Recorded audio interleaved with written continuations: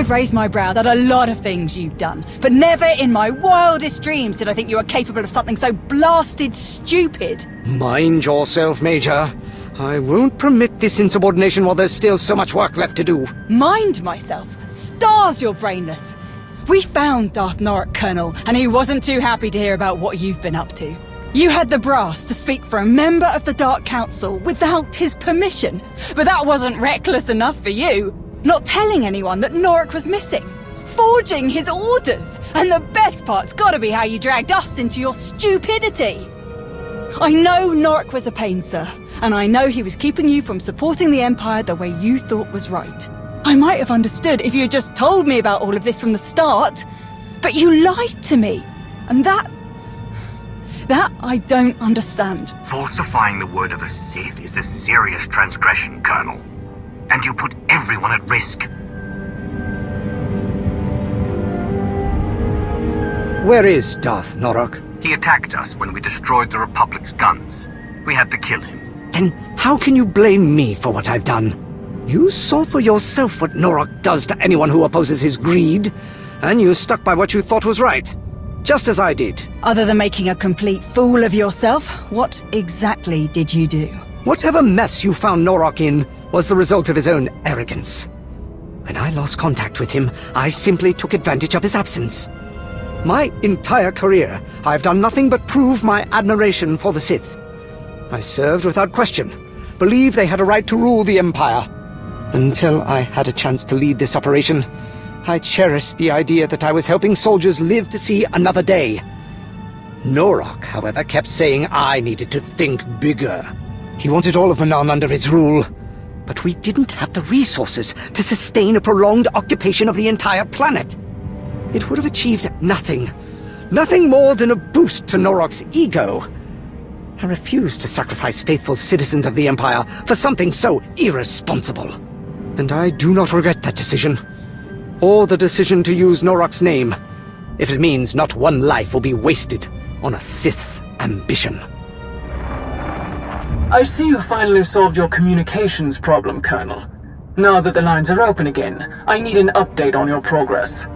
Strictly going by who I see in the room, I'm assuming everything is going well. That's correct. Colonel Korrd, Major Anri, and I have worked tirelessly to bring the Kolto mining network back to full efficiency. I think you'll be quite pleased with the results. That's correct. And as a matter of fact, we just got a large Kolto shipment off-world and dealt a crippling blow to the Republic's weapons. Excellent. That is just what I was hoping to hear. I'll leave you to continue your work, Korrd, but I expect another update soon. Krovis out. I don't understand. I thought for certain my actions would have caused you offense. Why didn't you say something to Darth Krovis? Norok told me himself that Imperial lives were expendable.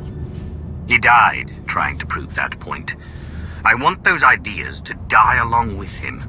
If anyone asks, the Republic killed Darth Norok. Don't think anyone here is going to say any different. Well, then, thank you. Not for what you've done for me, but for what you've done for the Empire.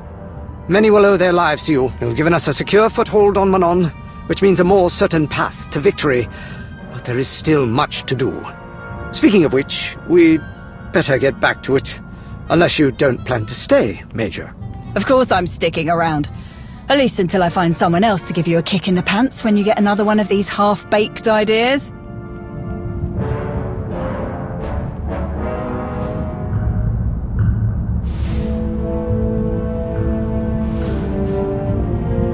Colonel Korrd's explained the situation to everyone who hadn't heard yet, even apologized.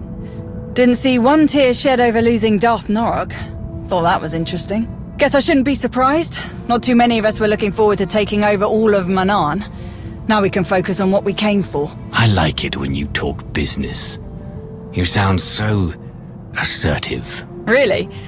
You ask anyone else, I say I run my mouth too much. Glad you don't mind.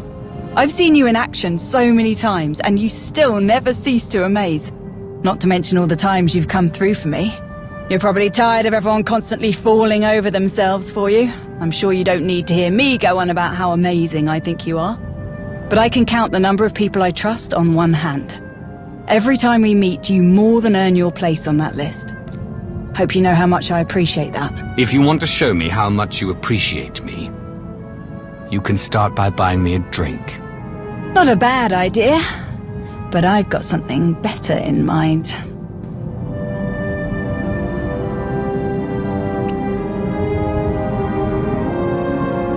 You're right. That was much better. Let's just hope we don't have to wait too long before we get to do that again. Anyway, I know you have a lot to get back to and I don't want to keep you from it. Thanks for sticking around and seeing this through.